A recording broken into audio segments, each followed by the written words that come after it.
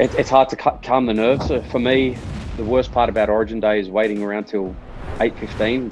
It was supposed to be 8 o'clock kickoff, but they drag it out to about 10 past 8, quarter past 8. It's the longest day of your life. You try and get a sleep in the afternoon and you can't because your mind's ticking over, and you look at the clock and you feel like 2 hours gone past, but it's only about 30 minutes, and you just want to get out there and play.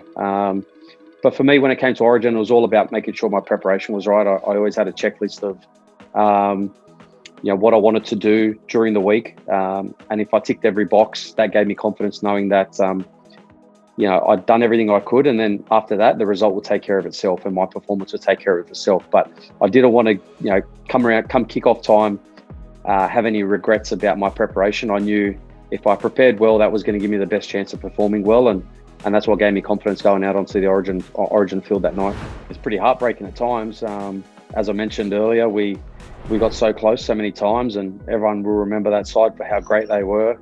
But for us, I think there were so many series where we could have won. We probably should have won. There were, not that I holding on to any grudges, but there was some decisions that I still can't believe. The biggest one that comes to mind was the decider in 2012 when Justin Hodges scored a try where he ran around his own player and was given a try. And those things you sort of hold on to, and it's like what could have been and what might have been. But that's a side that you don't want to take anything away from them, because they are a great side, and in 20, 30, 40 years, I'll probably have 3 or 4 immortals, future immortals of the game in that side. So it was a great challenge coming up against them, but unfortunately, they just got the wood on us for so many years. Yeah, it's hard because, as I said, there's probably 3 or 4 there that'll go down as future immortals. But I think I get asked this question a lot, and I think if I could take one player out of their side and put him into the New South Wales side, that would have been Jonathan Thurston. I think